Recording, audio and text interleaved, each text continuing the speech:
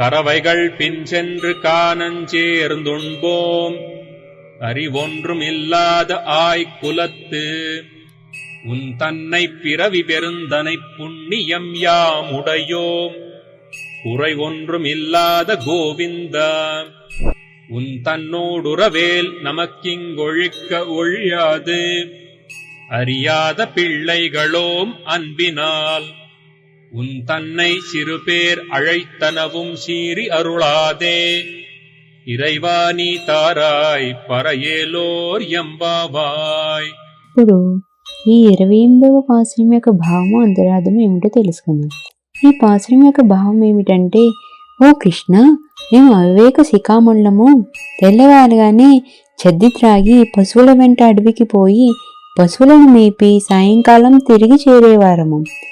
వివేకం ఏమాత్రమూ లేనివారము, అజ్ఞానులము, గొల్లపడుషులము. నీవు మా గొల్లకులంలో జన్మించటే మాకు మహాభాగ్యము. నీ తోడి సహవాసమే మాకు అదృష్టము. ఈ బంధం ఎన్నటికీ తెగనిది, తెంచలేనిది. అందుకే మా గోపికా కులం ధన్యమైంది. పరిపూర్ణ కళ్యాణ గుణగణాలతో ప్రకాశించే నీవు గోవిందుడువు. మాకు లోక మర్యాద ఏమాత్రమో తెలియక నిన్ను చిన్న చిన్న పేర్లతో కృష్ణ, గోవింద అని పిలిచాము. స్వామి, అందుకు కోపగించుకోకు. జ్ఞానులు పొందవలసిన పదవాద్యమును ఈ కారణమును మాకు ఇవ్వనబోకుము. నీతో మెలిగిన శుక్లమనే ఎంచి మాపై కృప చేయము అని గోపికలందరూ స్వామికి శరణాగతిని చేశారు. తమను అనుగ్రహించి వ్రతమును పూర్తి చేయగా ఆశీర్వదించమని, తమ తప్పులను సైతం మన్నించమని చెప్పారు.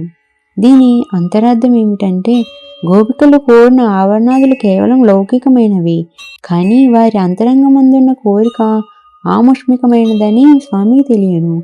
నీకు మాకును ఉన్న సంబంధమే మేము అజ్ఞానులము. మేము నిన్ను గాని నీవు మమ్మలను గాని విడిచి ఉండలేని బంధమే అర్హత అని విన్నవించారు ఈ పాసురంలో. ఇంకా మరెన్నో పాసురాల యొక్క భావాలు, అంతరార్థాలు తెలుసుకోవడం కోసం మా ఛానల్ని సబ్స్క్రైబ్ చేసుకోండి.